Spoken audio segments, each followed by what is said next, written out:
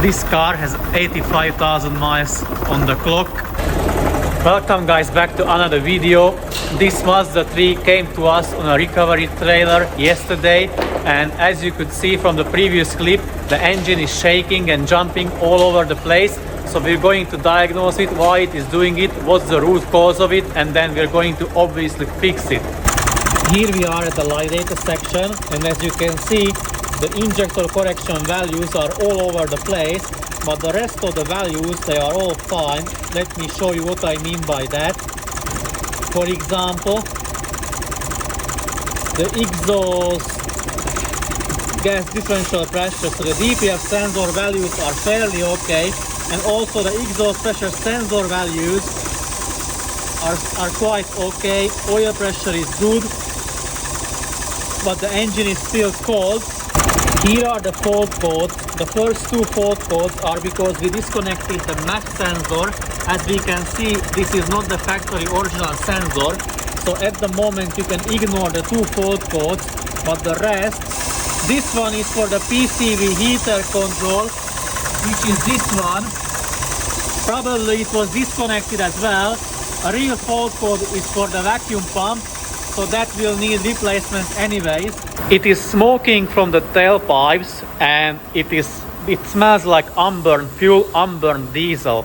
In the next step, we are going to check the compression. The reason for that, because we want to know if the problem is in the combustion chamber itself or if it is an injector problem. So if we check the compression and all compression ratios, or the compression will be fine on all cylinders, that means the cylinders are fine and one of the injectors or maybe more injectors are acting up.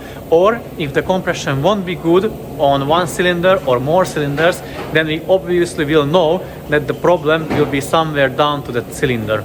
We can see that the engine is quite untouched, apart from the exhaust pressure sensor that has been replaced with the upgraded one, with the metal housing one. But other than that, it looks quite untouched. So valve cover looks like it hasn't been removed. Original factory silicone sealant sticking out from underneath it, and neither any sort of carbon cleaning hasn't been done to the engine or to the car, because that clamp on the rubber hose, on the water hose or coolant hose, is facing towards the driver, and if someone would have removed it, they would have turned the clamp and squeeze it and push it down or up, and I doubt that someone would turn it back to the factory position.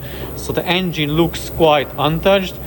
We either suspect the injectors, or maybe it has a camshaft issue, like worn camshaft, and somehow one of the exhaust valves are open or slightly open, and hence is the misfire. Here are the glow plugs, and number 1 and 4 are dry but bit sooty, and as you can see, the middle two are wet and they smell fuel, smell diesel.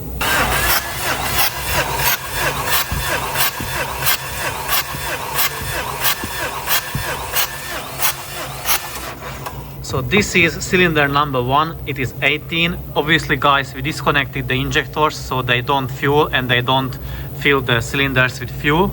We're going to do cylinder number 2, and we're going to compare each cylinder.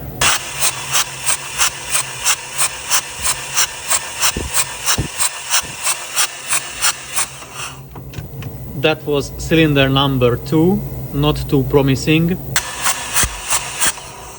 Yes, that was cylinder number 3.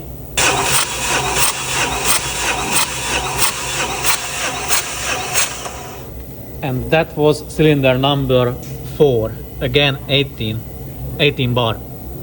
So as you could see, the result of the compression test, and it confirmed that the injectors are fine, very likely fine, and there is an issue in the two cylinders, which is 2 and 3, number 2 and 3, and as you can already see, Dan brought up the endoscope or the borescope, however you call it, and we are checking the cylinders from inside if we can see any damage, or maybe let's say any damage in the cylinders, or if any of the valves are open. So as you could see guys, injectors weren't faulty at all, but this is what I like so much, when so-called specialists very often in the forums or Facebook groups give false or wrong advice to people, to customers, to owners, because what they would have done, they see that the injector correction factors are way out, and from the live data point it says injector correction factor, so they associate it to the injector, and they would have straight away told the customer he needs 4 new injectors, which would set him back with several hundreds or £1,000. Like for all 4 injectors, it would be over £1,000 just to replace them, and that would mean that they are just throwing or launching the parts cannon to the engine, to the car, because that, as you could see, it wouldn't fix none of the issues of the car because the injectors weren't faulty at all. So it is very essential, crucial to have the car diagnosed properly, the proper way, to make sure you narrow down the problem and know exactly, or not exactly, but very close or very accurately what is wrong or what may be wrong with the car, with the engine, so you can spend money only when it is necessary and where it is necessary. That is very important. Here we are on the next day, so Dan decided not to do the leak down test because he was very impatient, and he went ahead and removed the valve cover just to see how the things look like underneath it.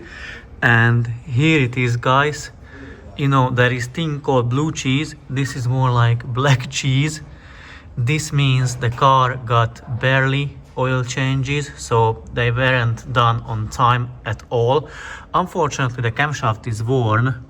However, it is not worn because of the lack of the oil changes, but rather as a machining issue or a material issue. So it's not hardened enough, and no matter what you do, you can keep up with your maintenance. If you have the camshaft from the bad batch, no matter what, it will wear. If you have a camshaft from a good batch, no matter what, it will not wear.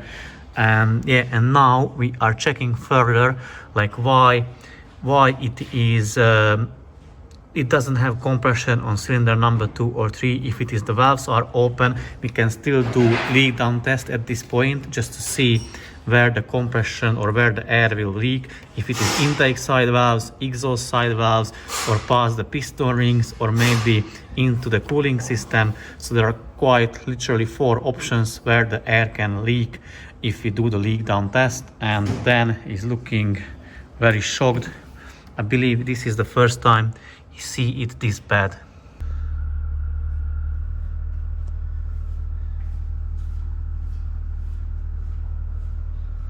Here is the lovely cylinder head.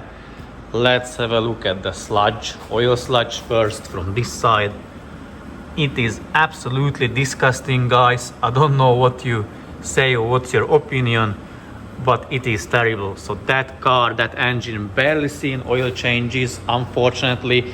And let's have a look at the other side, like what caused the problem. Hopefully the camera will catch it, or you will be able to see it, but this valve is slightly open. You see my finger gets stuck when I touch it, whereas the other one, my finger just goes over it smoothly. Same thing in the other cylinder. Sorry. And this one, so it's further inside the seat, and this one is basically slightly open. Hopefully, guys, you can see. So basically cylinder number 2 and 3 and 1 exhaust valve on each side is slightly open. So what's going to happen next? The engine will get a refurbished cylinder head. Everything will be cleaned. The exhaust side, the intake side, which you don't see at the minute, so that will be like brand new from the factory. It will be cleaned. The machine shop will clean it. They're going to rebuild it. They're going to replace valves if they need replacement. And once that is done, we're going to fit it back to the engine, to the car. Also, we're going to change the rod bearings. And also we're going to do timing chain replacement.